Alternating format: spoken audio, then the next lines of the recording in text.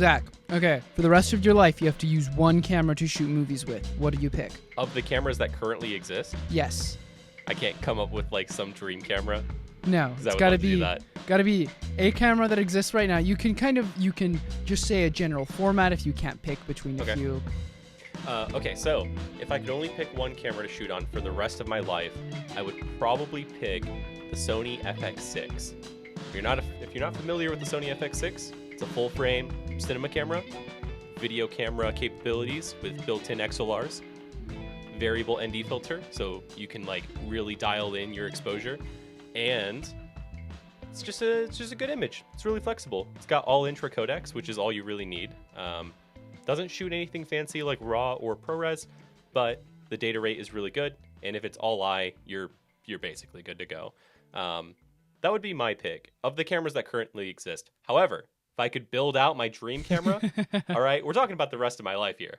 It'd have to Rest be of your life. something like a digital Bolex.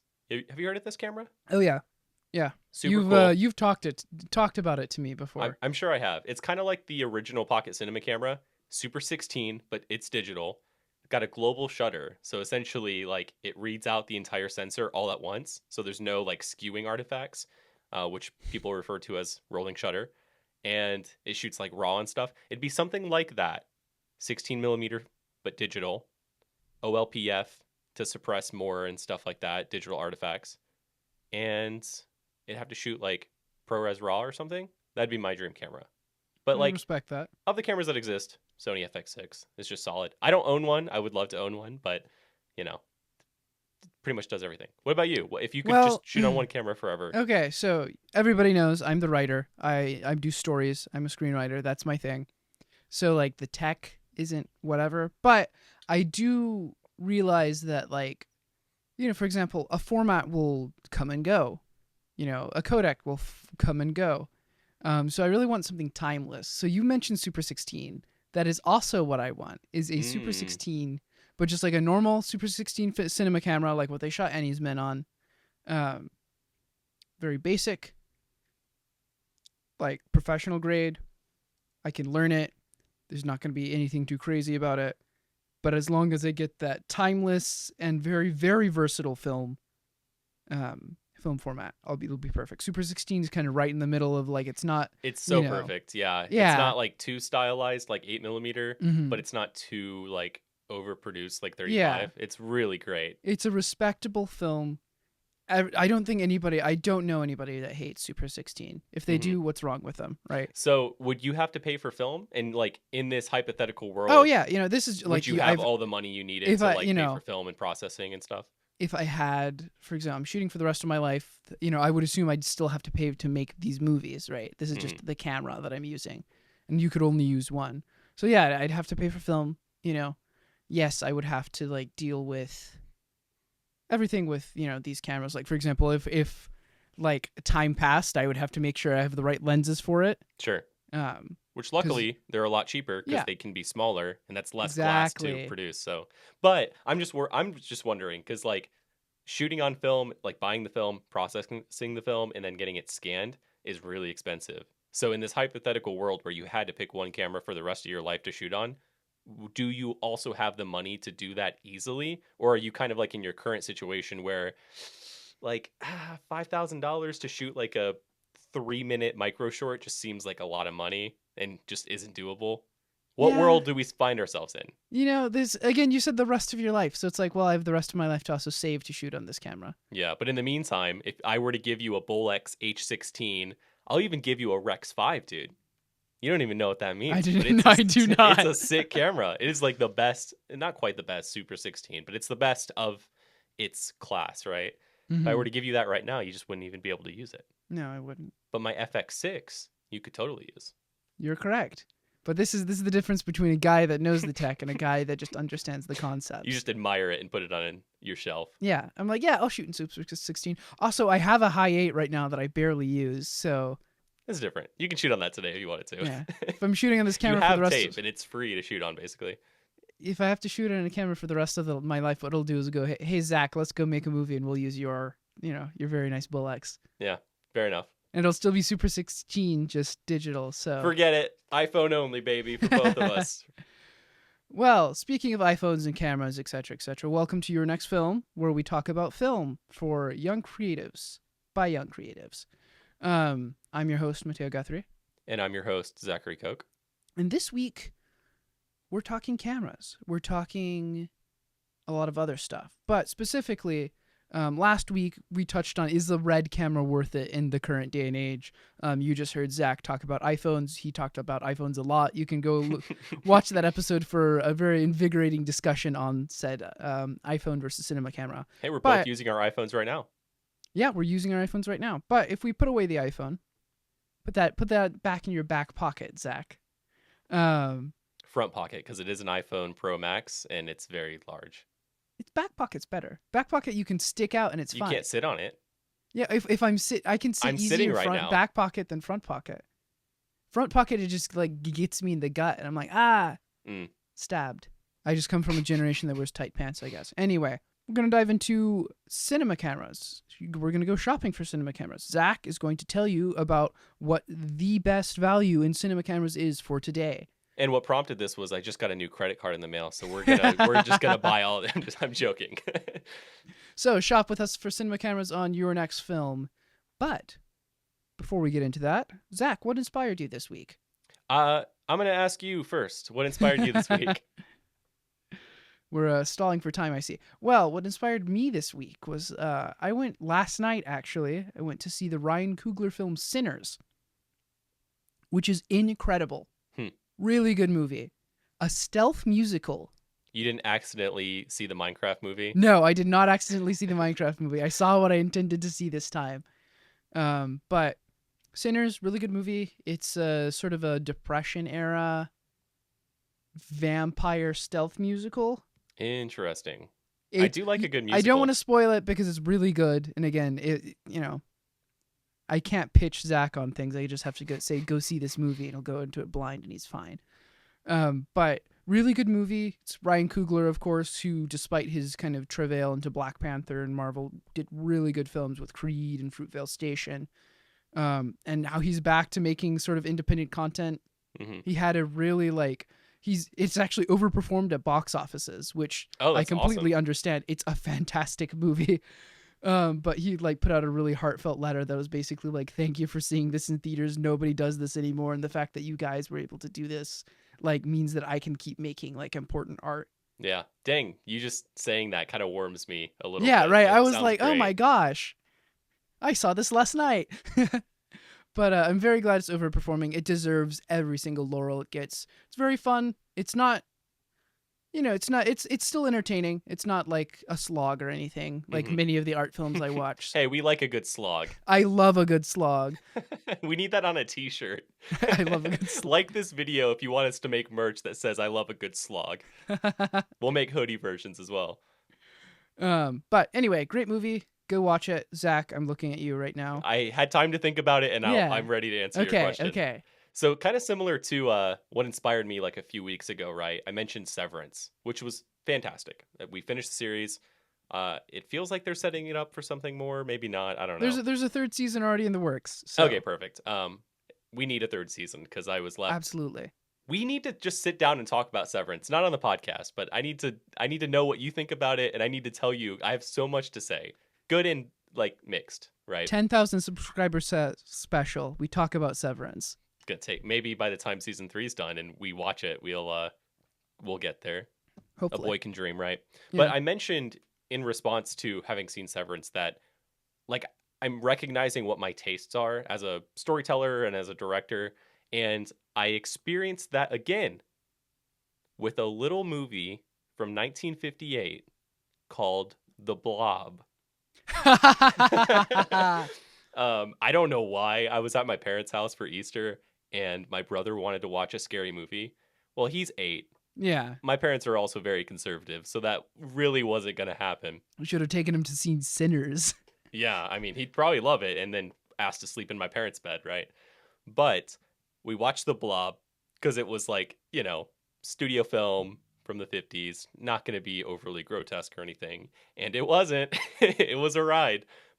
Kind of boring for the most part, but I just had time to think about filmmaking while I was watching it, because speaking of slow burns, this was one, and it was not deserved They necessarily. But didn't call it a fast blob. They called it the blob.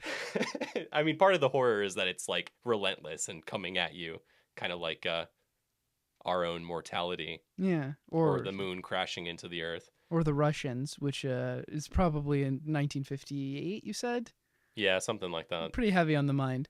But it had some cool moments. I mean, most of the film didn't need to be there, and so I was really having insights about like exposition and like info dumping. And Pacing. I'll say one thing really fast. So you're familiar with, as a writer, I know for a fact you are, but just rhetorical question. You're familiar, right, with the concept of like audience information that like the characters don't know can sometimes create suspense, right? Mhm. So the classic, someone plants a bomb on the car. I don't remember what Yeah. movie this was. And Multiple. the audience sees that, the characters don't know, and the audience is like, oh no, when is it going to blow? And that creates suspense. The Blob did something where the audience sees something happen, and the characters are just trying to piece it together and figure it out. But there's no suspense. They don't leverage that technique to create suspense. It's literally just audience knows something, and you wait 30 minutes for the characters to catch up and figure out what's going on. And so you see like that there's like this doctor character in the film. He gets killed by the Blob. Very, R.I.P. yeah, we miss him so much. He gets killed, and then for the next 30 minutes, they're trying to like explain to the police that the doctor they think was killed. And it's like like come on, like let's get to the good stuff. And there was good stuff. There were some really cool Okay. visuals towards the end. Like the ending scene alone is worthwhile. Not to justify the whole movie, just watching that alone is worthwhile. So what inspired me was just like watching this movie and processing my own like tastes and storytelling and like what I value as an audience member, but also as a filmmaker. So Solid. no, Well, that has been what inspired us this week, and now it's time for the news. Look at me. Look he's at me. It's getting on my serious. chin now. He's grabbing Right, his right. mic. Mubi has announced that Twin Peaks and Twin Peaks The Return will be coming to the platform for the 35th anniversary celebration of the series. The most annoying guys in your film program rejoice worldwide. The Golden Bachelor has announced that the greenlighting of a second season, announcing that they've even picked up the titular Golden Bachelor already, and simultaneously proving that studios are still desperate after the impact of the 2023's SAG and WGA strikes. In other news, Netflix's Stranger Things Broadway adaptation, Stranger Things: The First Shadow, hits stages this month. Financial advisors everywhere suggest you buy stock in Hot Topic. After 5 years, the Luc Besson film shot entirely on smartphones, June and John is finally releasing in theaters, proving that sometimes you need to give filmmakers less money. Not me, though. Give me lots of it. Thank you for tuning in to the news. Thank you for that, Mateo. Reporting live. That has been the news. The Golden Bachelor is definitely, it feels like a bottom of the barrel sort of thing. You wanted to rant about like the state of reality TV. Reality TV, yeah. So this is your opportunity. Okay, yeah. I mean, like for example, we did our last short film we did, our micro short was also kind of about how much I hate reality TV in a roundabout way. Not that you would glean that if we hadn't told you, but No. It's I've got subtext. I've got a sophisticated audience I have to cater we got to. subtext. We got subtext on subtext. But no, I feel like reality TV is great if you want to keep a network alive, in as much as it's like it's a moneymaker. Yeah, for sure. My wife's a Bravo girl. I will freely admit this, and she's like, "Yeah, we went we went to the Lisa Vanderpump like cafe she has in Las Vegas," and I was like cool, but also why? It's such a cheap medium, and I like there is reality TV I enjoy. I enjoy Roadkill, which is an automotive reality TV. But even so, it's I feel like you can glean good things from reality TV, much like you can glean good things from like sort of cheap documentaries that really aren't that good. You know, like I'm like, okay, whatever. You know, it's got some like merit, but just everything is reality TV right now. partially just like back in '08, it was everything was reality TV because of the '08 writer strike. We're back. There was a writer strike. Suddenly there's a bunch of reality TV. But I do feel like the classic, the Netflix, whatever the pod dating one that Netflix had, Love Island, all of that. Like, that's very much long running, repeatable, formulaic. Mm-hmm. Throw a bunch of decently attractive people or people with too much plastic surgery onto some sort of like manufactured enclosed space together, have them like just fight at each other for a while and just then, do like the cutaways. We had a friend who did Street Outlaws. Yeah, I was gonna bring that up.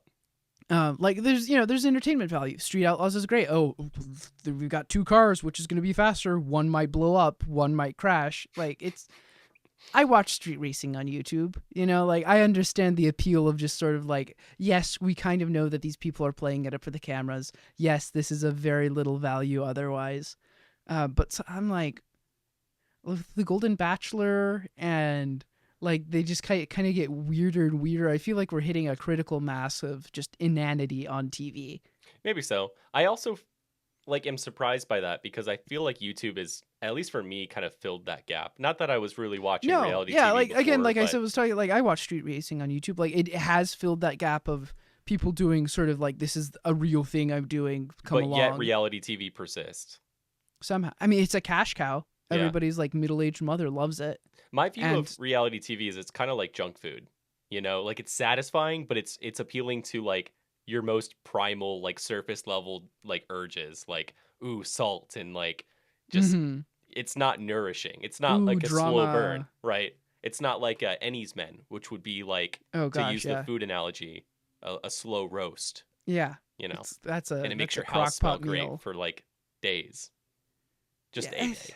Like I feel like I can't hate on it because again, worst case, it's a cash cow that lets your network put out prestige TV, right? Mm-hmm. Not that Bravo has ever put out anything prestige, but there's all those like terrible History Channel reality TV shows that's like, I'm in the woods and it's scary now. And I'm like, how is Ghost Adventures a History Channel show? I don't know. I don't know what's going on here. Yeah. I used to love like Discovery as a kid, though. Yeah, but like there were some great shows on there.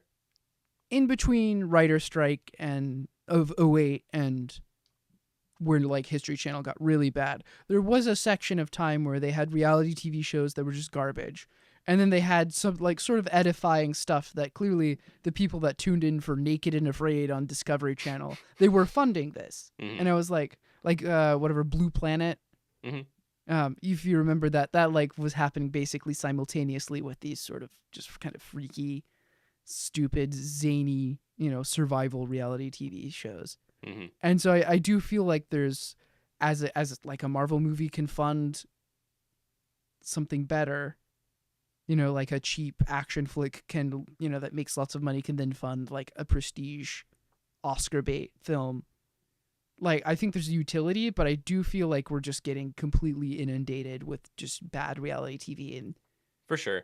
I think we can't really like shame people for liking it. Like, I mean, I'm not into reality TV. You're not into reality TV, but boy, do I love an insincere political debate of people just yelling at each other. True. Like it's just smut. Like it's it's junk food, right? Yeah. But I'm like, ooh, yeah, like ooh, like it's bad, but it's also entertaining. It's so that's my version of reality TV. I guess I'm just asking for more vegetables in my diet, Yeah. Which we are doing now, which is great. This terrible segue because we're not about to talk about our film homework, but that's in our film homework. Just as a little like, hey, this is the thing we're doing. The film homework has been a great way to enhance our media diet and add a few vegetables in there. So I'm excited to get to later in the episode when we talk about our film homework for literally for a this right week. up next. Yeah. Oh, it is. Yeah. So up perfect. next. Hey, up next. It was a great segue. Great What's segue. wrong You just with me? didn't know it yet. Sing Sing. What are your Loved it. thoughts? Oh, so good. I think one thing I'll point out, just thematically, because I don't know, like themes really resonate with me with movies. I'm always trying to like figure out what the theme I mean, they is. should. You do make That's movies. the point. You realize this. For sure. I think a lot of like prison drama movies are just, there's more of this like inside bad, outside good. Like the prison's bad. Mhm. We want to be out there.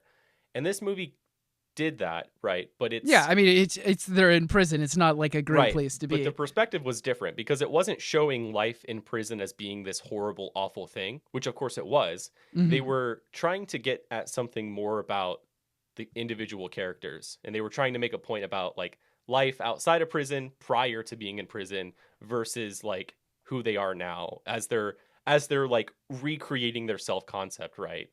They just turned out to be someone that they have kind of grown to dislike, and then you kind of see them changing as characters as this theater program um, tries to teach them to be more human. Like I mean like you do see like implied, you know, like the implied like here's like the life in the yard, but it really doesn't focus on that at all. Yeah. Like it's like, oh yes, there's aggression and there's the threat of harm and there's the fact that there's like razor wire and all these shots. Like you can Hmm. tell that they're definitely interned here. Um, but yeah, it really got me. Yeah. I was It like, was really good. oh, this is a slower burn, you know. And again, I wasn't quite sure. Other than again, inmates theater program, it was a slower burn, but it was like I was like enraptured, couldn't Yeah. look away. Yeah, the Um, acting was incredible. Oh yeah. So good. One thing that got me was a lot of the actors in that had actually been in In the the theater theater program. program, Yeah, like they played in prison. themselves, which is wild. I was like, I guess it would make sense that you would have acting experience, right? But dang, they nailed it. Like I would have never guessed if it wasn't for the end credits that they played themselves. That's wild. And like obviously not everybody, some of them didn't, but like some of them actually played themselves as characters. Some of them had been in the Hmm. program but were playing just kind of a different Gotcha, yeah. not themselves character. Right. Um and then obviously there were actors that were just, had never been to prison. So it's a really interesting mix. They did it really well. What really got me, and this is not a spoiler, but at the end, kind of over the credits, they play a bunch of footage of the actual shows that these people were putting on. Hmm. And it was like, oh, wow. Like, oh, wow. Like it has a bunch of them taking bows in a bunch of different shows that they did. And it, like, really, I was like, oh, like, really drove home the entire point of the film.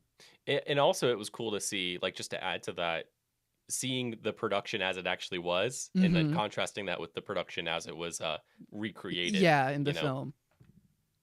I thought it Uh, was fantastic. I yeah. would love to know what our audience thinks, you Yeah, listener. if you haven't seen it, first of all, you have to see this movie because Hmm. it's very good. We'll deduct 10 Um, points from your grade. Made that joke last yeah. week. But you can catch up on your film homework and retroactively comment on this video. We'd love to hear. we need to set up set up some sort of curriculum. It's in the Oh, rubric. yeah. You know. We should have like some kind of form where we can take people's like thoughts on the film and then Yeah. like Yeah. do it on the podcast, kind of read off some of them. Check the description.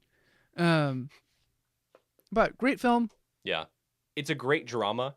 And if you're trying to like write good drama and like write complex characters, I think this is a movie that you could learn a lot from. It's like all characters, just because of the environment they're in. Right. So it's like if they had bad actors, it would just kind of be a It would just- nothing movie. yeah, it wouldn't would be work. like, oh, there's no prison breaks. Hmm. It's very focused, very introspective, and it just is really tight, well done film. Yeah. All right, I- that's all I I'll say agree. on it. Yeah, watch same this here. movie. Go watch it. We won't spoil it, but fantastic. Let us Kind know of- if you've kind seen of it. bittersweet too. Yeah, like very super bittersweet. bittersweet. Kind of a heart-wrenching film at times, with some great acting, great drama. If you have seen it, or if you pause this episode, went and watched it, then came back and watched the rest of the episode, let us know in the comments. Real quick, editor Zach here. I realized that we didn't assign our film homework for this week, whether it was because we forgot to assign it, or whether it was we just didn't know what we wanted to assign. I'll let you be the judge of which one of those is the actual reason. We are going to watch for this week the new Alex Garland movie, Warfare. So if you want to do your film homework, you want to follow along with what we're watching, and if you don't want minor spoilers on next week's episode of your next film, be sure to give it a watch. Let us know what you think. Goodbye. Next up, buy this cinema camera. Zach, this is your time to shine. I'll All kind right. of be interviewing you here. I'm some excited. questions. This is something I've kind of wanted to do for a while. I just kind of want to go on eBay with you. There are some great deals to be had on cameras at the moment. And we talk a lot about how gear more or less doesn't matter, even though that's a stupid thing to say. It's kind of like asking, do running shoes matter? It's like I matter don't know. how. Running I shoes guess kind of. If I ran a marathon in Converse, I would feel it. If I ran sure. if I ran a marathon in like Minimus versus like I don't know um like the Salomon Air Glove, it would be different. Yeah, it'd definitely be different. It's more of like a, yeah, is there a right tool for the job when it comes to filmmaking gear? Absolutely. But as long as you have something that's within the right like genre of what you need to accomplish the task, so you're not shooting like a short film on a point and shoot camera, even though you could make that work. We've done that We've done actually. it before. But I'm talking like a digicam, like, Oh, now you make me want to shoot a short film on a you could Digicam. do it. My point though is like there is a right tool for the job, and like the specifics don't matter as much. So when people are like, "Does gear matter?" It's like, well, yeah, but also like, no. I guess it just depends on what you mean. So budget gear exists, and there's lots of it. And I'm going to take you on a journey as we discover some good camera deals. And I retroactively blur out a lot of things that may or may not be on the screen. I don't know. So I'm going to go ahead and share my screen. A couple parameters here. So, I don't know where I live. I live somewhere. I'm a young filmmaker. Perhaps I live in Kansas City. I live in Chicago. Who cares? Right. I'm a young filmmaker, I'm professional, so I have a job that can pay for a camera. And I've saved up some dough, but like not too much dough. Otherwise it would just fund to film. I'm like, hey, I want a cinema camera. I want to make the jump. I've been shooting on, Sony FX5s. I've been shooting on Oh, okay. So something really nice. I've been shooting on high eights. Wait. I've been shooting on Blackmagic Pocket Cinemas. Okay. Right. You've done the gamut. Now you're like, I really want to just like jump into like a proper cinema camera. So it's like, I know Red, I know Ari, and I'm not trying to spend $70,000, right? Though you could easily. Mm-hmm. What is your like? Let's jump on eBay. Let's look at the range. What's something that you're thinking about? Okay, that's complicated because I think more in terms of like the $500 camera to the like $10,000 camera. Like those are the only cameras that exist in my mind, and anything past that is just kind of like even if I do get to the point where I can afford that, I just would maybe not be able to even justify it just because like diminishing returns and whatnot. I'd have to like rent a really nice camera if I wanted to, but like owning it. So that's kind of complicated. I would say, and you can see my screen, right? Yes. Audience, can you see the screen? Just kidding. This is not live. It should be though. Something nice. What's our budget? Again, like the budget is like $7,000, right? I got you. It could stretch up to 8. I think 5 figures is a little too much for most of our our viewers, but like let's say like that's about as much as like a really nice Miata. All right, here we go. So if you have like some good dough to spend and you want just like the best camera that you can get, period, basically. Period. Bold claim. Something like the Sony FX9 is going to serve you really well. This is one of the most popular documentary cameras at the moment, partially because it's got sort of an integrated shoulder pad. And it comes with, if we click on this one here, and this is also wild. I didn't even realize that the prices of FX9s have dropped so much. So when this came out, this was a $10,000 to $12,000 camera, which is still a pretty good deal. Yeah. It looks like the used price is about half, which is wild. But if you notice here, it's got a little integrated pad. That goes on your shoulder, so it sits right here. It's kind of like an ENG camera, which you would know because you did media. Yes, I did. And you have like a little integrated, it's not integrated, but you have a little handle that with a like kind of a mount attached to it. So essentially it goes on your shoulder and then you can kind of hold your arm in an ergonomic position here. And it's just really, really great. This camera is all the quality that you need and more. Internal NDs, locking EF mount, which is great because your lenses aren't going to have any play to them. So these little tabs here locking mount. You just twist it and it's like super, super tight, super, super sturdy. Amazing battery life. It's kind of just the perfect like short film camera, documentary camera. And this is also difficult too because I don't really know what you guys shoot. So I'm just kind of top of the Yeah. line, top of Yeah, budget, again, like something it's got to like an be general. FX9. Something like the FX9 is going to be great. If you want to save a little bit of money and get 99% of the features, I would say 90% of the features, Sony FX6. And if you are paying close attention, this was the camera that Zach, the screen is frozen for me on the Sony FX9 search right now.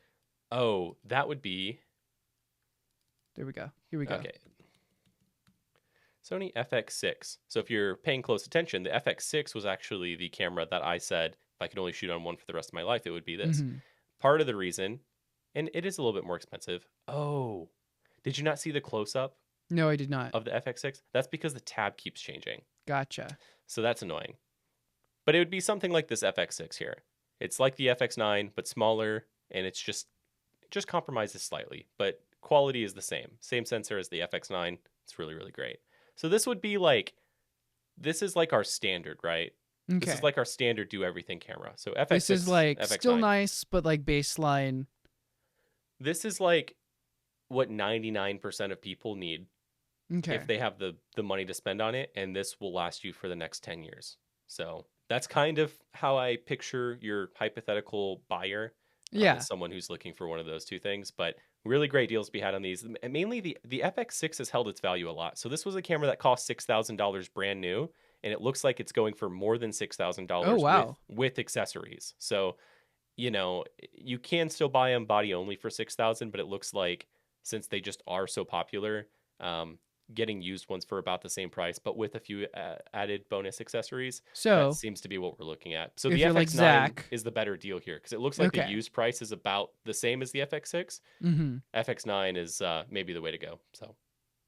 so if you're like Zach and you sell cameras all the time, maybe the FX6 would be a good deal just so you know you're going to get your money back on it. Yeah. I feel like, just quick note, I feel like the FX9 is definitely bottomed out. There's no way that it's going to go lower than the FX6. Mhm. So now would be probably the best time to buy that, but that's just my 2 cents. Okay, so maybe I'm I'm a hype beast. I wear the Mischief big red boot. Mm. I have a teenage engineering field recorder, which I It's personally drool beautiful. over. Yeah, But like me that's too. like I'm like I like the Mm. cinema camera life, and I would definitely do that. But I am a bit of a hype beast, and I want something that has clout. Okay. What cinema camera am I buying? Okay, I think you're trying to bait me into saying red. Did you say hype man or hiker? Like Hype. Okay, so you're all right. So you're the like, buff nerds kind of guy. The like, guy that has a Leica. And he's Okay. like, not because he really needs a Leica, because people talk about the Leica. Leica, I don't know anyone like that. I feel like people that buy Leicas have good taste. Like they know what they're buying. They're like someone who buys a classic Porsche. They Mhm. buy Leicas. They buy Well, like the an thing M6. about classic Porsche guys is that they also heavily buy into the hype. Okay. But yeah. Okay, so the most popular brand at the moment is probably Sony. So it's just like, I feel like an FX6 would appeal to that person a whole lot. But part of the thing too is like we're kind of projecting a little bit. So we're thinking, Yes. I know we're thinking red. But that's It's because not actually what I'm thinking. No, okay, what are you thinking? You answer this for me. And this is because I know nothing about cameras, but Ari Alexa. Okay, Arri Alexa. See, this is super out of reach for most people. So the thing Yes. with Arri Alexas is I have a that- trust fund in this case because clearly I have a teenage engineering field recorder, which is like Okay. $1,000. Yeah, it's just that like Arri Alexas are meant for rental houses. Like they're not even cameras that you can just easily go out and buy. You can buy them from Arri's website, and part of their business model and what made them so successful is that they made their cameras available to not just rental houses but also customers. But their business model has always been split, and in my opinion, it's always favored the rental houses because no person who's even remotely sane is going to buy a $70,000 Arri Alexa 35, which is like the newest Mhm. 35 millimeter Alexa camera. It's not even LF. It's not even like 65 mil. It's like still 70,000. So, it's not something I think anyone who's like an owner operator would buy or should buy. But if you want the best of the best, okay? Best Arri that's also like not With again, like as much as a like a Porsche here you go. 944. I got you. Arri Alexa Mini. So this is super popular. If you can drop if you can okay, realistically if you can drop Leica money, you can maybe push and get something like an Alexa Mini. Alexa Mini is super standard. It's shot maybe like half of all the movies in theaters at the moment. Really big, really popular camera. Looks like the price averages to be around $20,000. Yeah, Now, again, that's within the I could buy a really nice BMW for that. yeah, but something You to know. note about these is like they're not great owner operator cameras. Like they do kind of require like a crew to operate Mm-hmm. because they're not tiny, but No. it's just like you'll want a focus puller, you'll want to put all the accessories on it. Otherwise, what's the point? Um, I wouldn't push people in that direction. Something like an FX6, FX9, like Mm-hmm. if you have the money, you can buy it new, you can buy it used for a good deal. Like those are going to do so much more. And they're full frame. These aren't full frame. Not that that matters as much, but it matters a little and it's way cheaper and pretty good quality. So it's just like, okay, I'm going to imagine a person. Okay, cool. All right. So this is the 25-year-old who peaked in high school. Not talking about myself, I swear to God. I didn't peak in high school. I just keep getting better, baby. No. Pull up This those is track results. this is the 25-year-old who still wears Supreme shirts, right? Still trying to impress everyone. Also peaked in high school. What do they buy? They buy Oh, okay. Also, this camera appeals to like real filmmakers too. Mhm. Okay, all right. It's still a good camera to get, but Yeah, you would buy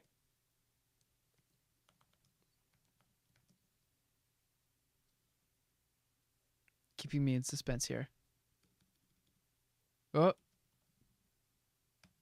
something like this, an Arri Amira.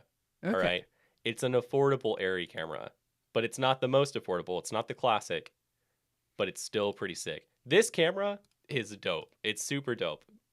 For $7,000 though, you're gonna get way more bang for your buck from like an FX9. I know I Yeah. keep saying that, but it's just Okay, it's so just the more the useful FX9 is camera. like the camera to get Pretty much. It if just you depends have on the what if you're you have the doing. dough. Yeah, Again, if FX6, you can drop FX9, yeah. if you can drop like car money on something, right? So a lot of these are going to shoot RAW and they're going to shoot internal ProRes, but they're huge, they're hefty, they're really nice. But this is like what you buy if you're trying to impress someone. That's not the only buyer, all right? But like, Mhm. if you're not necessarily thinking about the most practical camera, yeah, I know. I'm going to piss Okay, off a lot of filmmakers I have here. two guys right here. Okay, two guys. So owner operator, sort of a guy who's maybe he's making films. Again, he's a young filmmaker, but he's the kind of guy that buys a Lamborghini Urus or maybe leases a All right, Lamborghini Mateo, Urus. stop. We can't keep doing the expensive cameras. These are all expensive. No. Okay, I need. So if I'm looking at an We expensive haven't even camera, we haven't touched a single camera that was on my personal list. I'm getting there. Zach. 'Cause I you're need a talking juxtaposition. about buyers who are not in our audience. I need a juxtaposition. I have a trust fund. Okay. I'm still not good. For some reason, my daddy does not know any producers, so I'm still making indie films. Okay. But I have a lot of money. What is the like buy it new whatever best camera for like? Just ever? I don't have a crew, so I'm shooting just like somebody that would use an FX9, but I'm too bougie for an FX9. Well, the Amira. Yeah, it'd be Okay, the the Amira Amira. because the Amira is also a very popular documentary camera. If you notice, it's got an integrated shoulder Mhm. pad and it's got a lot of the same things going for it as something like an FX9. But Okay, it's a lot more production focused. so we've it's- established the Amira now. yes, now- I would say the Amira would be that camera probably, If I'm at the opposite end of the spectrum, or a Burano. and I'm a guy that cannot afford a Lamborghini Urus. Okay. And gotcha. I actually can't even afford an FX9. Okay.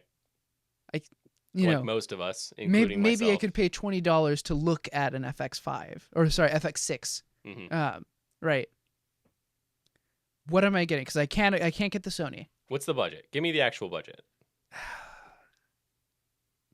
I would say maybe $2,000 max. Oh, okay, $2,000 max. All right. Like I'm And you're you doing know. short films, or are you doing like corporate and documentary work? I'm doing short films because I want to Mostly do short films. movies. I You have a want to get a $2,000 cinema budget. camera because I'm doing movies, right? Okay. Where do I go there? All right. We're going to buy good old Panasonic S1H. So the real ones in the audience will know this as the Bo Burnham camera, Oh. but it's really nice. So if you notice, I just got a notification. I got an offer for a light that I'm selling. So this is really kind of like the best bang for buck camera at the moment. It's not new. It's about 4, maybe 5 years old. And So this it's is getting where I old. come in to say, does that matter? No, this is a fantastic camera. When this came out, it was about $3,500, so still affordable ish, depending on what in the grand scheme of things. But expensive, kind of mostly out of reach for most people. Now you can buy it for about half that, and you are getting so much camera for your money. So the camera that I actually have and use is the S5, and the S5 is referred to as the baby S1H in a lot of ways. S1H is just better. I don't know why I haven't bought an S1H. I almost did last year, but I bought an S5 Mark II instead, which was at the same price. Has good autofocus. This doesn't have good autofocus, but the S1, I just should have bought an S1H. And now I'm probably just going to buy an S1H because it's just a better Panasonic. This thing shoots 6K. Okay. Shoots 6. Oh, your window's over here, so I need to look over here. Let me move this here. There we go. All right. This thing shoots 6K. It's got an OLPF filter, which stands for optical low pass filter.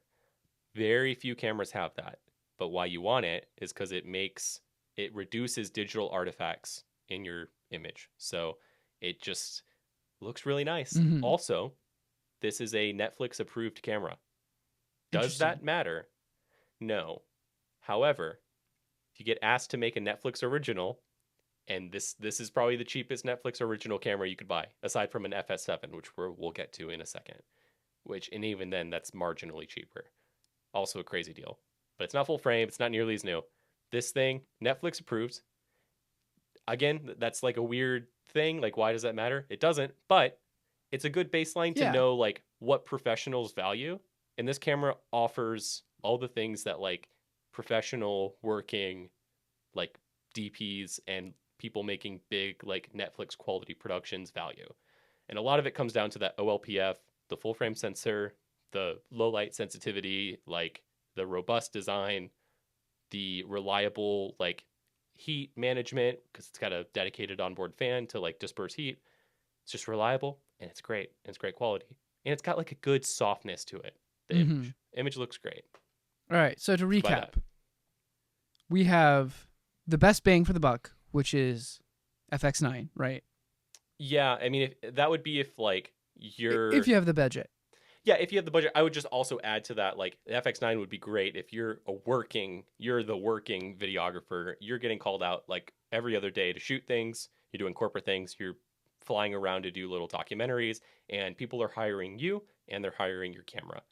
FX9 all the way, and you can justify the price at that point. I would not buy it if you're like us and you're just doing little movies and a podcast about movies, which I just would never buy it for that. But yes, FX9.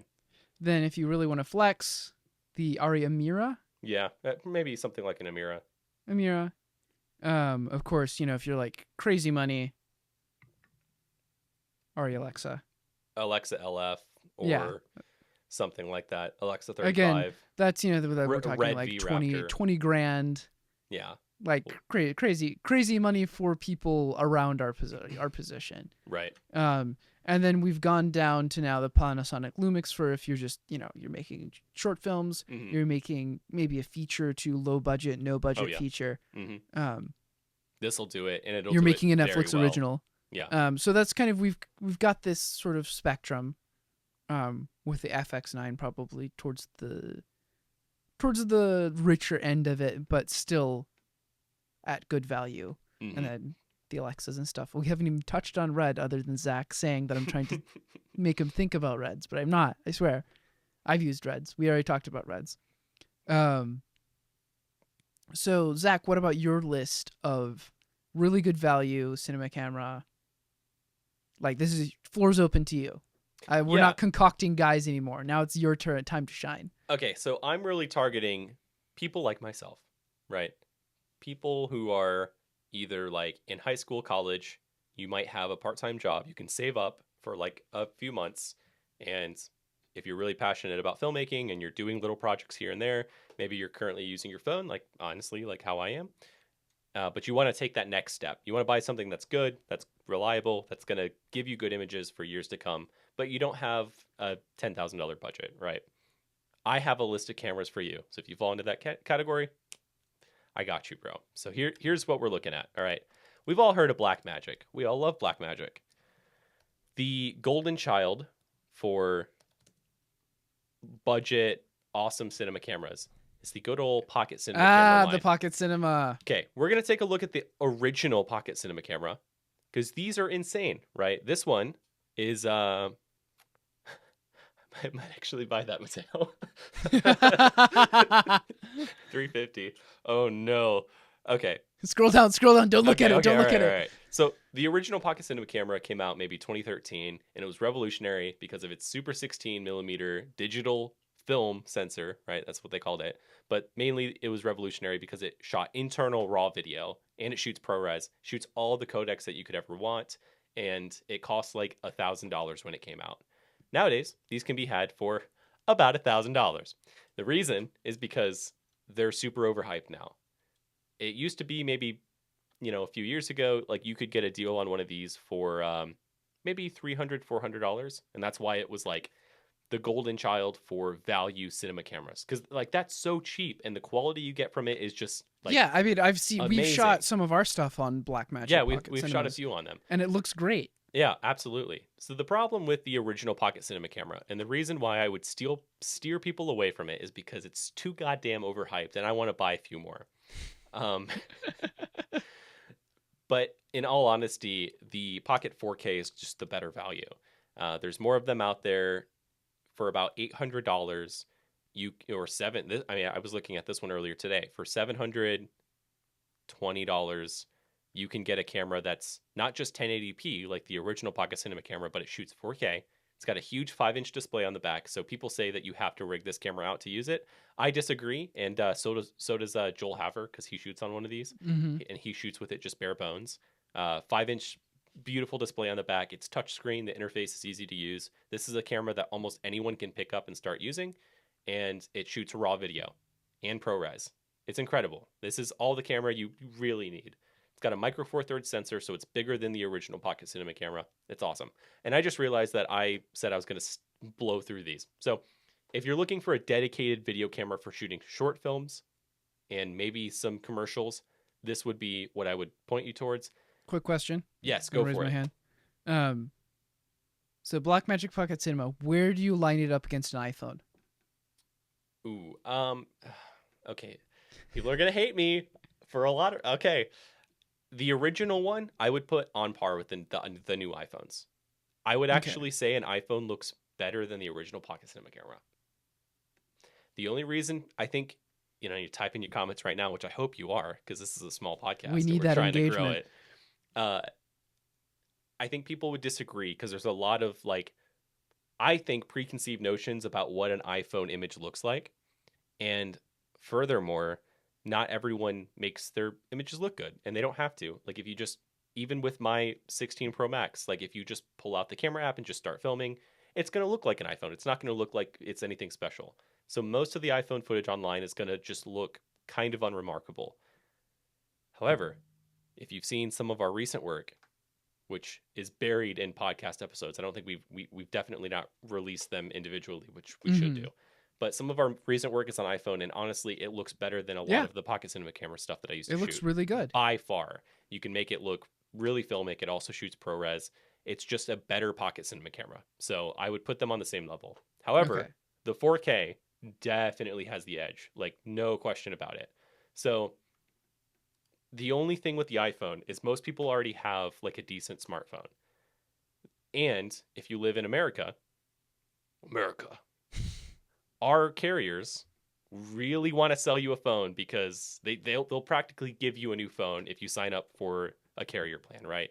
So financing a new phone, I wouldn't recommend. I would never publicly recommend someone finance something, right? Generally, because interest is stupid, and you can usually get by with something way cheaper. And saving up for stuff is a lot more responsible. But in this case, if you want a really good quality device that shoots amazing video, financing something for 0% interest is like really tempting. And so it's like, you know, I would push people towards the phone in a lot of cases.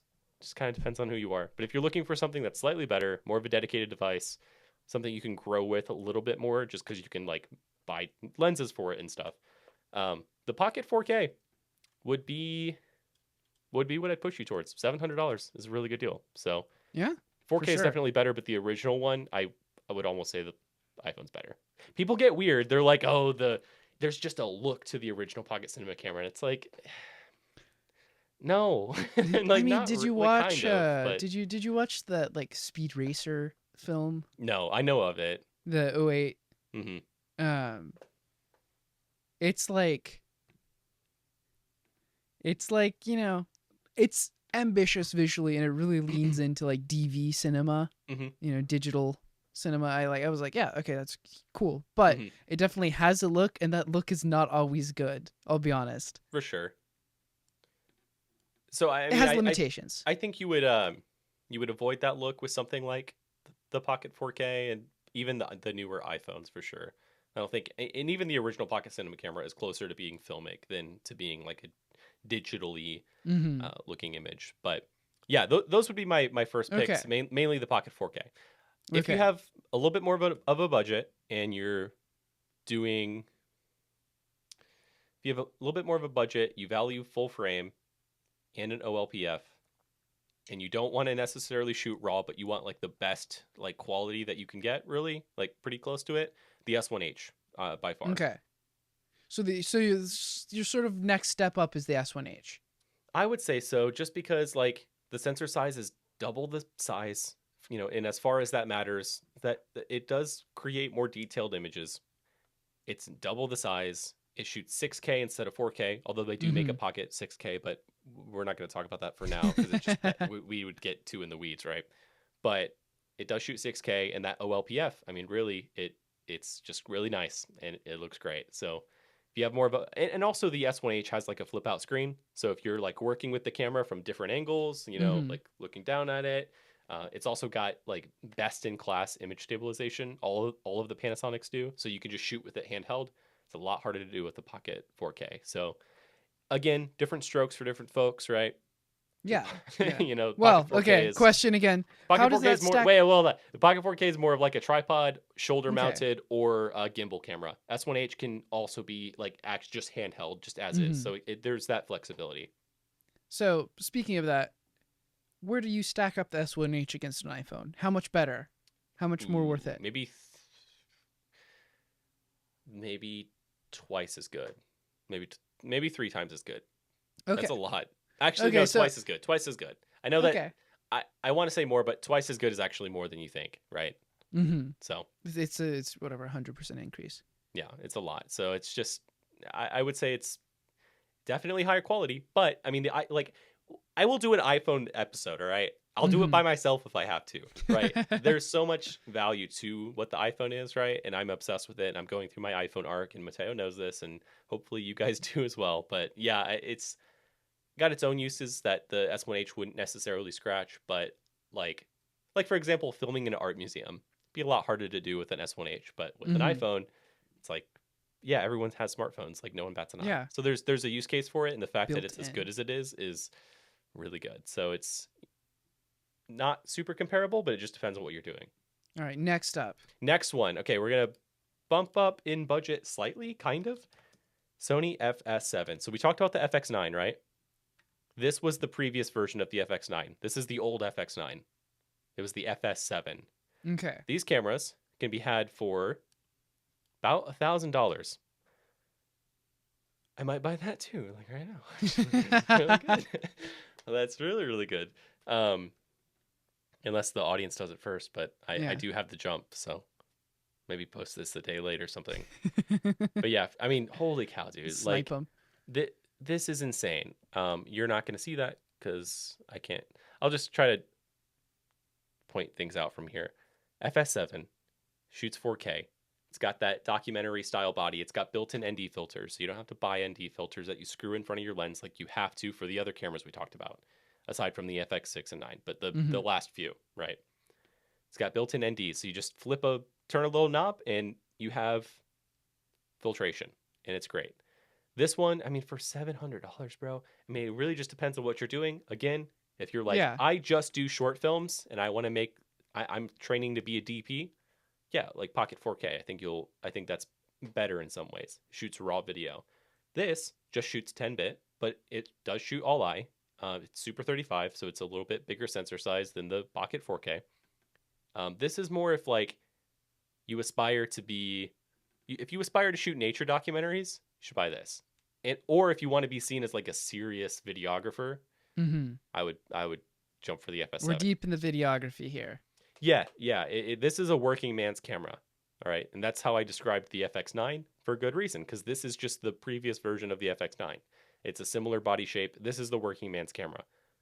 But if you just shoot short films, and you just want really good raw video, and you want to get DaVinci Resolve for free, because that's another thing. If you buy a Blackmagic camera, you get DaVinci Resolve for free. So, which would mean if you buy a new Pocket 4K, they drop the price, so now it's only $1,000 new. DaVinci Resolve is $300, so you're basically getting a cinema camera for $700 new. So something to think about, Mateo. Yeah. Just saying. That's videographer math.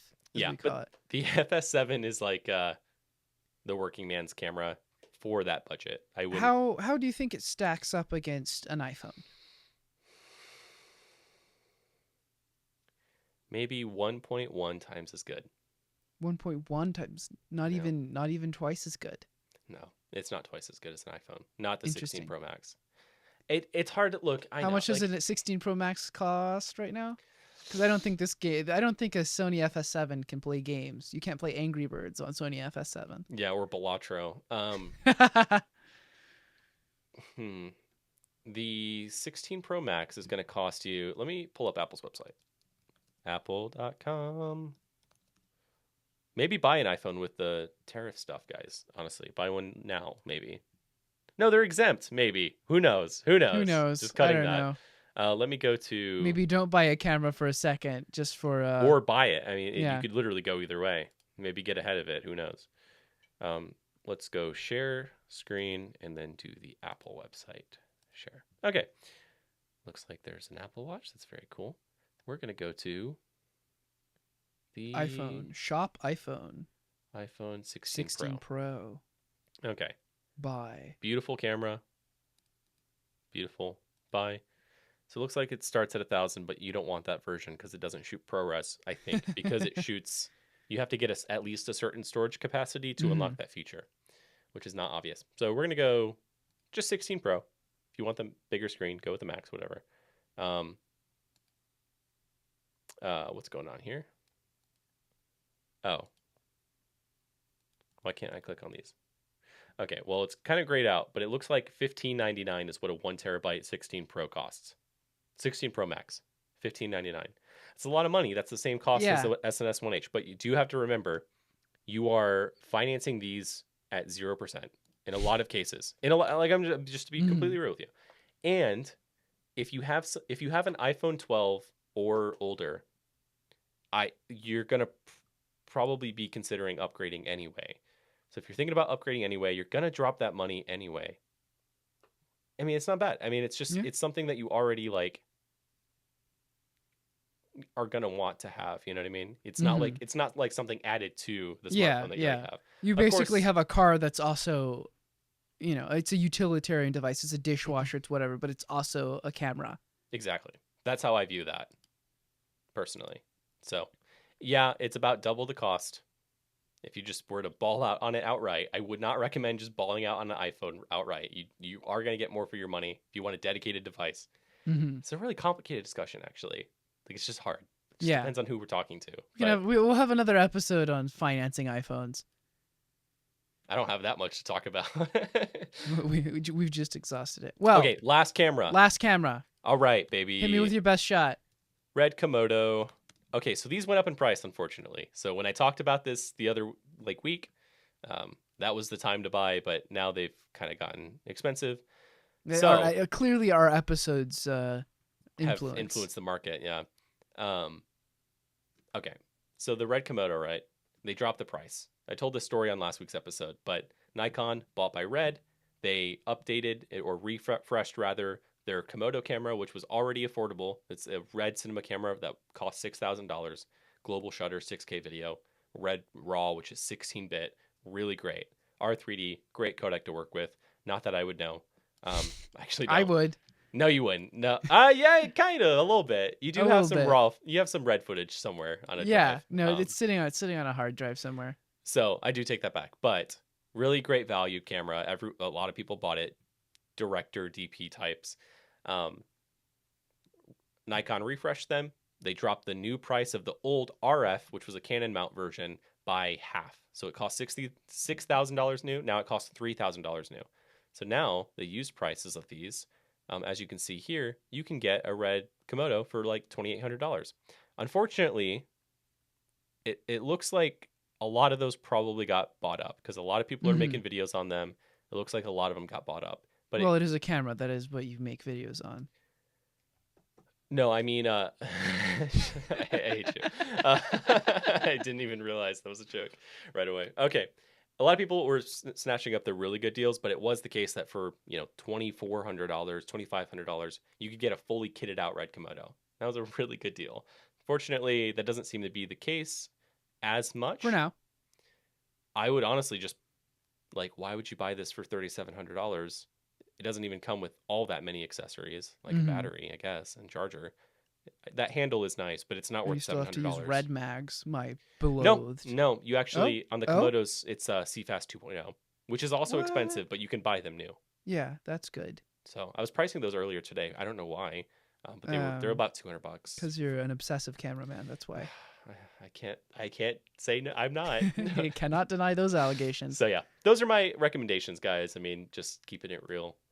Just keeping it real. Just trying to give you some good content about things you can make content on. Well, there's one recommendation. Now, before we hit the end of the show, we have one last segment. Play the music. There is music. This is Zach's Gear Corner. Zach's Gear Corner. All right, guys. So we actually do have a Zach's Gear Corner today, which is exciting. It's been a while. Even though Mateo accuses me of being an obsessive camera person, I don't feel the need to have a Zach's Gear Corner every week because I don't actually have gear that's worth talking about because the creative stuff is obviously more important. And Mateo doesn't believe me at all. But we got a cool thing. All right, so I got some stuff in the mail. I sold one of my mirrorless cameras. I sold my Panasonic S5 II. Bought a bunch of grip gear. I mentioned this last week, I think. Got a cool one-stop diffusion flag here and some new lights. That background light is a new light. It's an LED. But what's not an LED is this thing right here, baby. Gotta flex the Look Ari. how cute.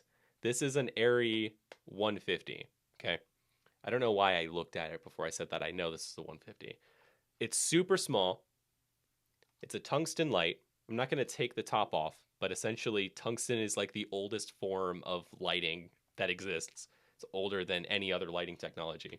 Literally, it's just electricity running through a tungsten filament, and the heat that creates is what creates the light. And boy, does this thing create heat. It's pretty hot. The power draw isn't too crazy because it's 150 watts, right? But they do get hot. I'm using one to light myself right now. I bought a kit of 3 of these. And I'm going to show some examples on screen, but I showed you yesterday, Mateo. Thank you for indulging those photos I was sending you.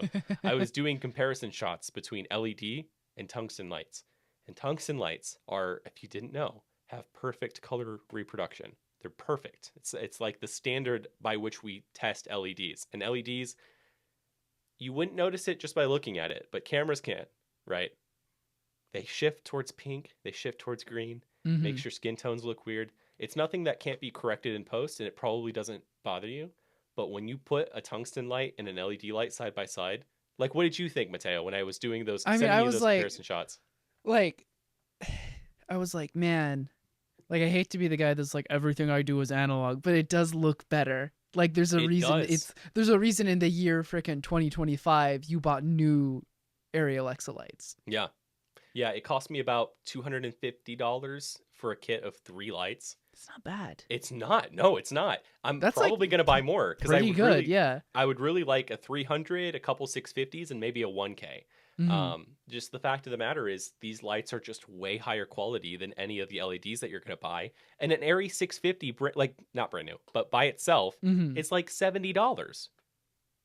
That's like double Yeah. the cost of a budget LED light. Yeah. And it's way better quality. Like it's not even a competition. On Somniac 2. Electric Boogaloo. Electric Boogaloo. Somniac 2. 2 Revenge Somniac. of the 2 Somni 2 Ack? No, that doesn't work. Regardless. What was that? It was an Airy. Yeah, we had a kit because What our was friend that Jesse, big one that we used? the that we biggest had one to- was a 650, Yeah. which That isn't one, that big. That's a pretty normal size. it one. was very fun. But it's it's about that big, something like that. It's biggish. We shot it through 2 windows to get to the inside, Mhm. and it was like daylight inside. Yeah. Well, granted, it was night. Yeah, it so was it's night, gonna feel but that way. I will say LEDs are so much brighter. Okay. All right. There's so many caveats, right, for Zach's Gear Corner today. Okay. The quality is great, but a couple things you have to keep in mind. It gets really hot, so you can't touch it with your hands. You can only touch the plastic knobs, and you got to be careful because if your hand Mhm. slips because you're clumsy, like I was when I was an intern, you will burn yourself on these lights, and it sucks. But these ones in particular have a built-in focusing lens, also known as a Fresnel, and so you can change the spread of the beam from like flood, which is very wide, illuminates like a whole wall, to spot, and you can highlight very specific things. Most LEDs don't have that. Most LEDs you have to like buy an accessory for it. They do sell Fresnel lenses that you can put on LED lights, but they have to be made specifically for that light. And not every budget light that you're going to buy has a compatible Fresnel. You can put a Fresnel on there, but it's not going to be accurate, because it has to be designed for the way that that light works, right? So you can buy kits and stuff, but these just have them built in. Not to mention, I don't have it on here now, but I have 3 sets of barn doors for these, so you can really flag and shape the light to your however you want to do it. Mhm. Yeah. So they're really flexible, but you can't dim them. There's no Which dimming is, switch. Yeah. I mean, So- the dimming switch is on or off. Right. So there's a couple workarounds, right? This is worth it. Ah!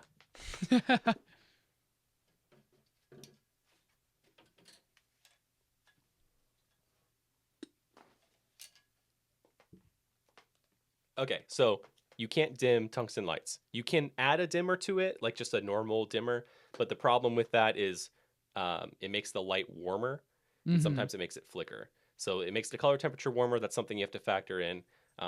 It's just not ideal to do that.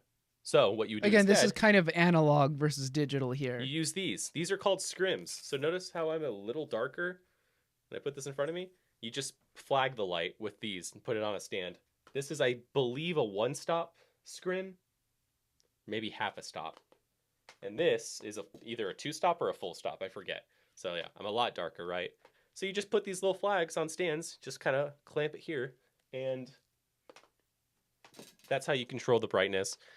Also, they make scrims that are just like that slot in. I have a full set of them that slot in the front. So, you can double them up, you can single them out, and add the flags. So there's ways to control the light that are fine. Fun fact: I did burn a hole in one of those flags once back in be in my careful. school days. Yeah, and that's the thing. Like, you got to be careful. And if you're using like Arri 650s or 1Ks or 2Ks, you can't put them on the same circuit if it's at a house. Oh yeah. These 150s are fine. I Mm-hmm. could probably put 5 150s on one circuit and it'd be fine. Don't quote me on Allegedly. that. It'd be close, but it'd probably It's be been too fine. long since I've been an electrician. I cannot fact check you. And on I've that. always used LEDs, so I never had to learn that. But basically, 2 650s would probably be too much for. I think that would be the limit for a circuit in my house. So you would have to either use extension cords and plug them into different circuits, and that's something that you just have to be mindful of. So there's limitations, right? They're not as flexible as LEDs. Clearly, they get hot. You'll burn yourself. You got to use gloves. You can't touch the bulb because the grease from your hand will get onto the bulb, and then it heats the light bulb unevenly, and then it explodes. The other thing is you don't want to move the light while it's turned on because that could cause the bulb to explode. So just be really careful, guys.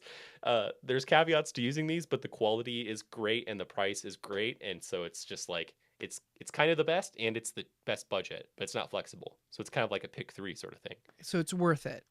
for me, clearly because I bought them. But yeah, Yeah. so that's Zach's Gear Corner for today. Tungsten lights. I'm gonna buy more. I'm gonna buy like the classic gray airy flight case that has like 4 lights and stands in there, because that's cheap too. That's like $500 for a kit that you can use to light anything you could ever possibly think of. So All right, everybody, let's take backs. Is Zach going to spend that $500 on the airy lights, or are we going to see a Blackmagic Pocket Cinema somewhere in the near future? No, I don't want to defend it. I do love that camera. I bought it 5 times. I've told this story before, but I bought and sold the original Pocket Cinema camera 5 times because I also love it and think it's great. I just don't think it's practical or worth it. Yet I keep buying them. So I would bet for or against. I don't know whether to bet for or against myself, to be honest. I'm going to be betting against Zach, I'll be honest. I'm maturing, all right? Let me grow. Let me grow. Oh Well, gosh. It's been a fun show.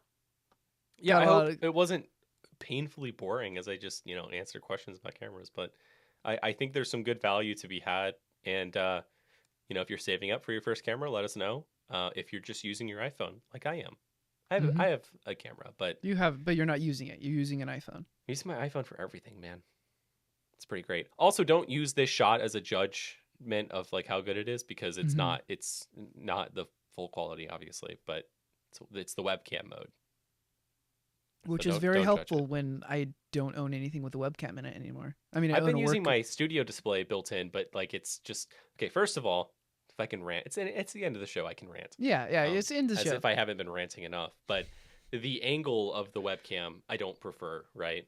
I prefer this like just below, almost chest level angle. A lot of my cinematography is chest level, so I prefer that angle.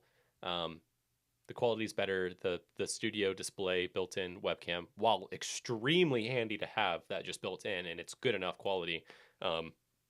Super grainy. Like I just look at your shot and be like, damn, I guess it's way cleaner, way cleaner. So I've been using my iPhone. I finally just got a little tiny desk tripod so that I could set it up more easily. But yeah, I'm balancing my phone on a jar of change right now, so you just have it kind of like leaned in. yeah. You have it in watching videos mode during your lunch. There we go. Yeah. Yes, exactly. Well, this has been Your Next Film. Thank you so much for watching. Brought to Zach. you by Airy Lights. Brought to you by Airy And Lights. I cameras. wish. Wouldn't Send that us be Airy something? Lights area and we'll talk about more of them. And one last thing before we sign off, guys. We like to learn from the experts, which is why we do our film homework. But we also like to learn from each other, which is why we have a segment on the show that doesn't make every episode, but sometimes it does, where we like to review our audience-submitted short films. So if you're interested in having us review one of your short films on the show, be sure to visit the link in the description of this video. Click it. It's a simple form. You just paste the link to your short film. Just put your name in there. You can put whatever name you want if you want to be anonymous. But either way, we would love to like watch your film and learn Yeah. from it and comment on it. And yeah, it'd be a really fun time. So let's grow together. Let's learn Yeah. from each other. And it'd make me Sound so like a happy. youth pastor there. It literally. Hey, I mean, I basically was a youth pastor for like a good 5 years. There's a youth pastor cadence somewhere in my brain Yeah. that comes out every once It's in a just while. stuck in there. But yeah, if you want to submit that, Definitely submit films. We'd love to watch them. We love Yeah, to and we love also to watch movies. if you want to make my week, submit one. And I was He's so hyped. It's He's so- so makes hyped me anytime so one happy. gets submitted. yeah. So do it, and we'll watch it. All right. Well, I've been your host, Mateo Guthrie. And I've been your host, Zachary Koch. This has been Your Next Film. Go make a movie. Friggin' YouTube Freaking circa like Casey what? Neistat up in here. Yeah.